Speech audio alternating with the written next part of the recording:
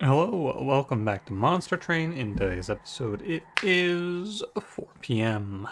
Hope you're doing well today. I'm doing fine. I should have just said 4 and then let you guess if it was 4 p.m. or 4 a.m. Yeah, nothing much today. I woke up late. I was up late last night. I've been staying up later because of They Are Billions, to be honest with you. Streamed till like 4 in the morning instead of the normal. It was a period of time where I used to stream until 4:30 every night. I don't want to do that again, though. But yeah, I was up late, so I woke up late. It's fine. I got a lot done, I feel. And by getting a lot done, I mean I streamed for more than the usual amount, which feels good to me. So, you know. But nothing much other than that with me. Anything with you? Anything exciting going on out there? You let me know. I'd love to hear. I've been trying to be more active in the comments section. Some days I just forget. Like, I just don't look at YouTube all day. But I've been trying to respond to comments more lately. Trying to at least throw some hearts out there or whatever. In whatever seems cool.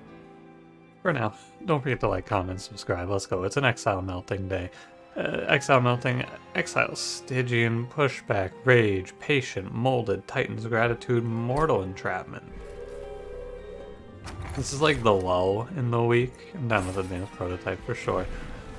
In my mind, anyway. This video, and talk at length about Little Fade. Wax or Snuffer. Yeah, okay. If you want, you can just click off the video now. This one's pretty much over. I don't actually need anything else for this run. It's kind of absurd, but I have Train Steward who has multi-strike and I have Little Fade. We're done. Like, this run is over.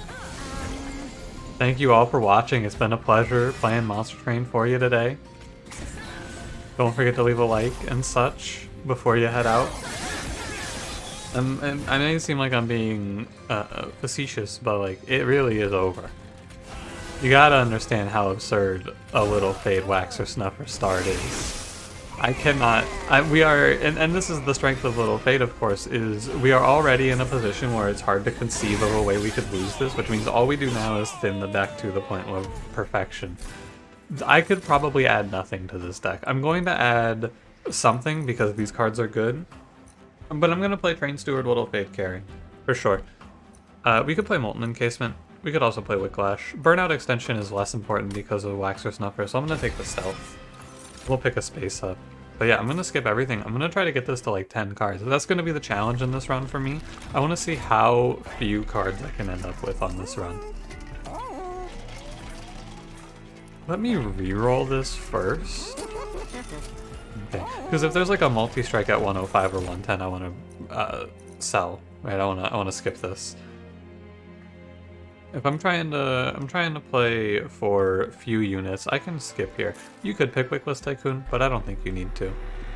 One more thing I need to look at, because the only other thing I can think of here is I could miss enough Pact Shards, but there's 5 temples on this run. Very nice. Let's roll.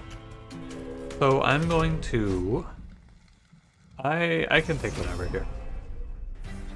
I'm gonna play for a Train Steward to get multi-strike and maybe like a, I don't know, just some infusion. Doesn't really make a big difference what. Any infusion will do. And then we're gonna remove every card except for Primitive Mold and we'll see where we end up. It should be pretty fine. The thing is, Little Fade is good. Any unit with multi-strike will win with Little Fade. You don't need me to tell you that. But with Wax or Snuffer, the only thing, if you remember, we had a long discussion about Little Fade recently, where I talked about the weakness, which is Burnout and survivability. Doubling up on her health, or sorry, her health payouts and her Burnout payouts means that there's basically no concern. She's giving 4 Burnout 10 HP, which is a little over the threshold, and we can even add stuff. I'll take a Whiplash as well. But like, no Stygian cards go in this run.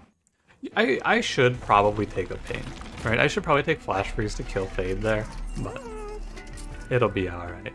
I could have played Endless on the Molten Encasement, by the way, now that I think about it, but I wanted to save my money for this shop.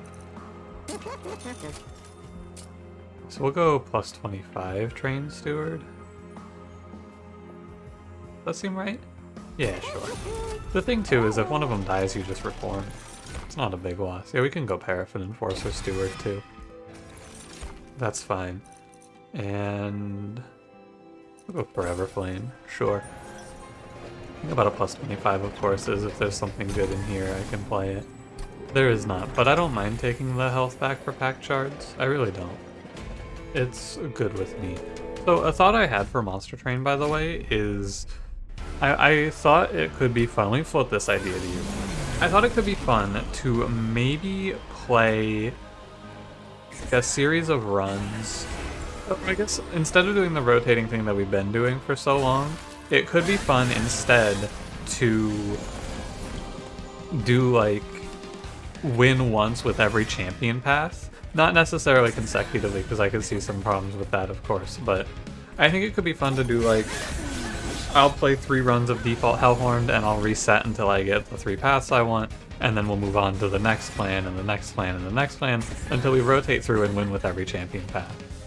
If you think that sounds cool, let me know if you would be interested in that, and if I get enough responses like, yeah, let's do it, I will start that on the Prince Day, so we'll start on Prince. I think that Prince is going to be one of the first big roadblocks in that challenge because of Reaper Prince, but, you know.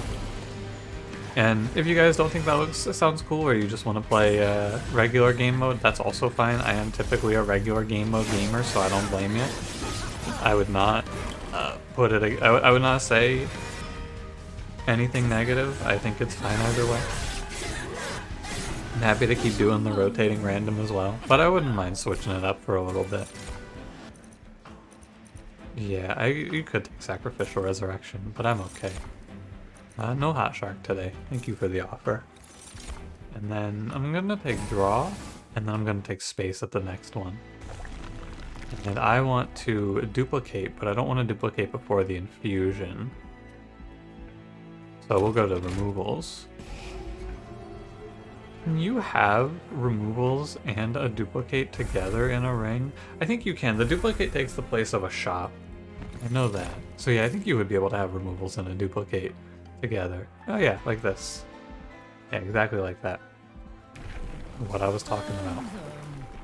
I like to. So some of the runs would be probably pretty quick, right? Like these little fade runs would probably be pretty easy for a challenge like that. And then some of them I could see being harder. Like Reaper Prince would be bad, Dire Channel could be rough.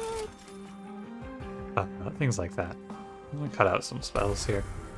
Rally Queen could also be problematic, I think. But then some of them, the thing is a lot of them will just be getting a run that wins independent of the champion, like the Soul Guard run was recently. And I don't hate that, but it would be fun to try and do it anyway, I think. Try to incorporate rules. Not necessarily rules, right? I'm not like, oh, well, if I don't win with the champion, it doesn't count, because then it's just going to be an eternity. We'll never finish it. You get the idea. It came to me, I was like, when I was falling asleep last night, I was like, oh, that could be fun. Could be a fun little challenge to run through. I wouldn't mind that. So yeah, let me know, and I will, I'll take your feedback into consideration, because ultimately Monster Train is for the people. Monster Train is for the people. I gotta do what you guys want to see, really. You could say, oh, just do whatever you want, but I am reasonably impartial at this point with Monster Train. I've played a lot of runs, so I guess if I were to say yes or no, I would probably say yes. My only concern is that it could take a long time, because there are 36 champion paths. It would be like a month or two of Monster Train difference, but you know, I mean, it would still be runs, so it wouldn't be any different. We would just play a specific champion path, and then the next day we'd play the same champion. Sure. I'll take it. I'm mostly taking the Malika event because it's free pack shards, and I don't want to have to think about my pack shards too much. There is no relic I could see at the trinket shop that I care about. The fun part now is seeing how fast I can process everything. However, when I speed through stuff like this, I am prone to make mistakes. I recognize. But I don't think there's anything too bad about this, particularly. The train store is going to go pretty wicked on him. But I don't have anything for the steel shop. I could find Endless. I passed it up and now I can regret it for a while, but it's not really that bad of a loss, to be honest with you. Cut out one more foregone power. We're going to get all the Stygian out of this run pretty quickly. This is just going to be an Exile melting run. We're mono-decking Little Fade right now. Skipping that trial puts my perfect run in my dreams of a perfect run in the gutter, but I don't think it was a guarantee that I would kill this first wave, and if that's not, like, it's not worth the risk to me. More so than getting a perfect run, I just want to win this one, you know?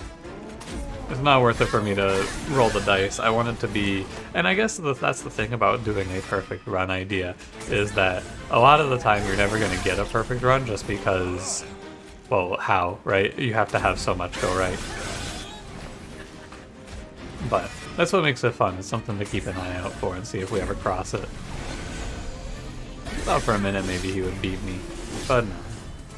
It'll take years before he can defeat me. Like I said, you could take Votavary. 100% this run could also just do an infinite. I don't have to think too hard about it. I'm sure there's a Subsuming Blade or something out there to infinite off of with Wax or Snuffer, but I don't have to think too hard about it as well because I'm not doing that shit. There's no purpose to it. I've done all the infinites I want to do in my life with Monster Train. I'm good. Spellchain, I am just going to leave for now. I don't really care about any of them, but I could take a value stone, I think. I've been playing bottom floor as well because it's easier to get Fade killed, but I think in this fight we want to play top floor because I don't have all my units yet. Like I won't punch through basically. I will be risking damage, so let's play accordingly. I won't punch through the Alabaster Guardian is what I was trying to say, but couldn't finish the thought. And then we did our time here, and what we found was no space upgrade naturally, which means I will just take a space upgrade here. And Fade doesn't quite tank, but this is what the damage shield is really for. The damage shield helps mitigate while we wait. And you take space, you get some stealth going. Everything's gonna be pretty easy to parse from here, I feel. Because yeah, you can see, normally here you would be losing HP, but because of the double extinguish on Wax or Snuffer, you are not losing HP. Which is good. However, yeah, the sweep does mean we lose a Train Steward here. It's not so bad, I can just reform him. Because he loses his rage, but Little Fade also is a permanent effect. Like, you're not losing much. He's still a 131 times 3, yeah. Exactly my point. Even in that case where Fel triple rages before, that is the worst case, by the way. A triple raged sweeper with an infused marksman behind it, that is absolutely unfortunate to see happen. But this run is so strong that I don't even have to think about the worst cases because, well, it's a little Fade difference, really. Fade gang. Rage Fel is, bad. I don't like Rage Fel. It's been a while, and in the post-DLC world, the power level has shifted of your run so much that Rage Fel is not really a problem.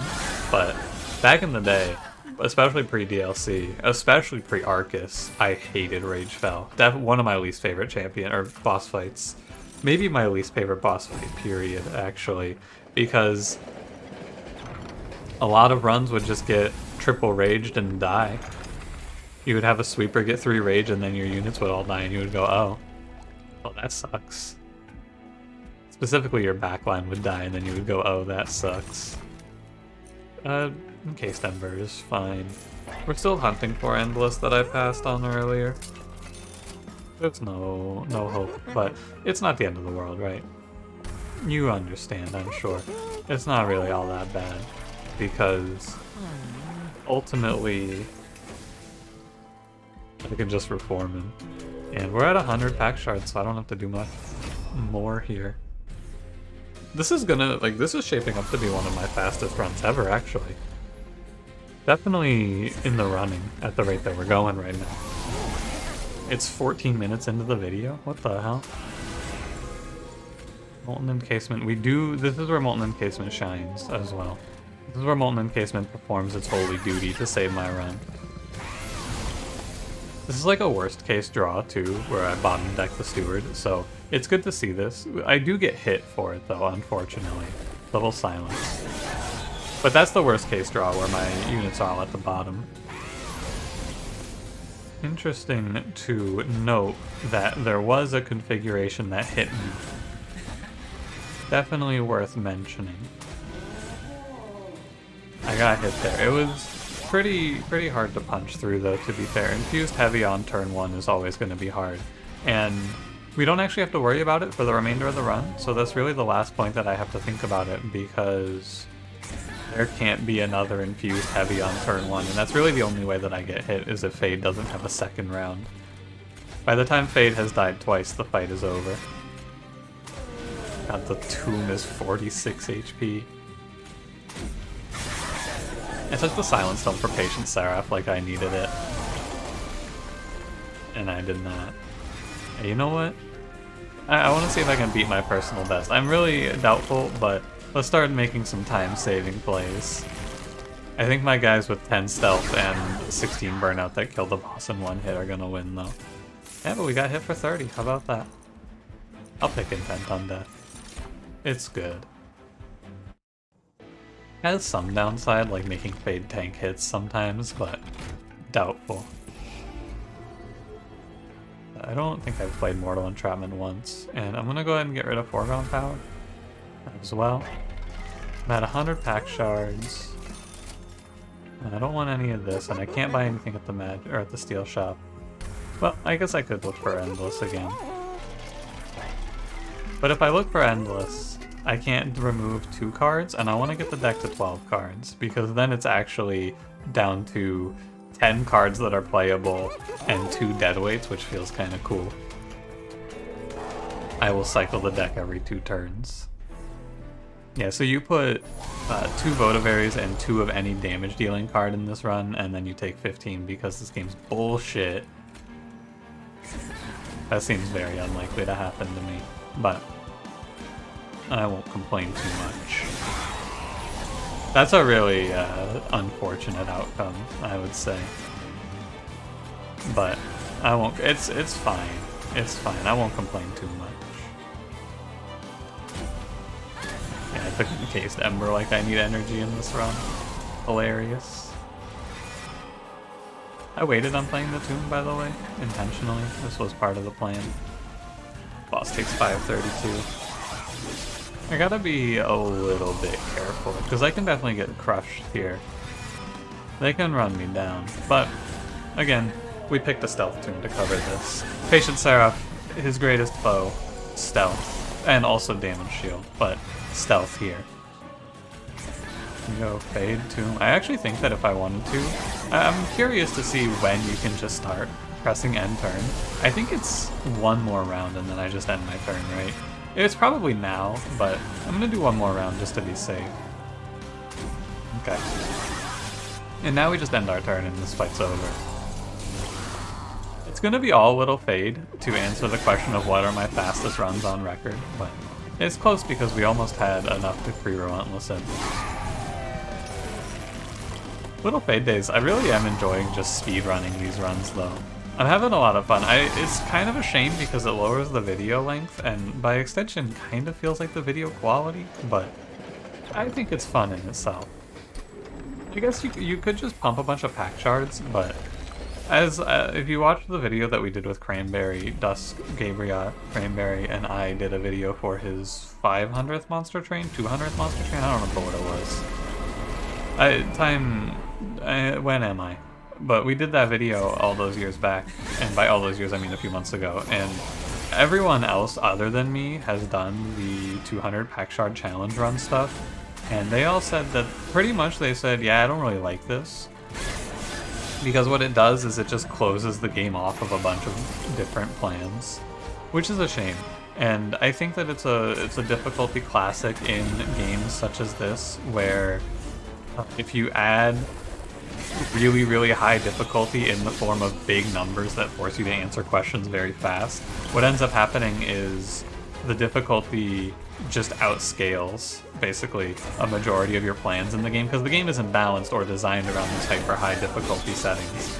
So some units that can work on 100 pack shards just can't work on 200 pack shards, and I just don't really care for that. That's kind of just how I am with games like this. I don't really want to pump. I think that whatever the highest difficulty that the developers intended is what I want to play. However, sometimes these games don't really balance for their highest difficulty anyway. and the highest difficulty thing is just put a lot of numbers on the screen and good luck. Which I guess can be fun by design. Like, for example, Into the Breach, the highest difficulty feels like they just put the numbers up really high and said have fun. And that game is fun. Like, Into the Breach, Unfair Edition, it is a good time. Is this a new PB? I said I wouldn't beat my old PB, but I think that might be a new PB. And time. You gotta wait for the animation to play, of course.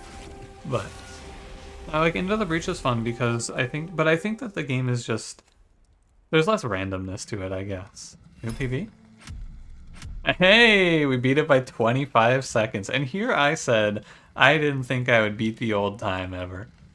And here I was saying I would never. Well, well, well. It was fun. I had a good time. Another day, another Fade speedrun. It's also fun to see the endgame screen where you have like no units, but this run was over at Wax or Snuffer. It really is. Little Fade is that kind of character. It's just, oh, we got advanced prototype Wax or Snuffer. Okay, run's over. Remove everything. 2 train stewards, Little Fade. That's the run.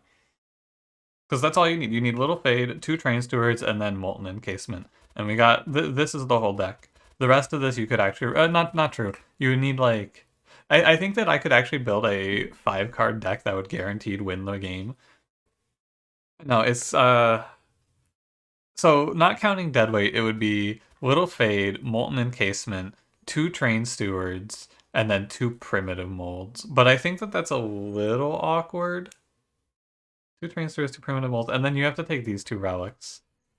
But then counting in Deadweight, that's 8 cards. So I feel like at that point, if it's 8 cards, it's better to be 10 cards. So I'd make a 10-card deck, and my 10-card deck would be Fade, Molten Encasement, I guess any 2 units with multi-strike, but Train Steward works here.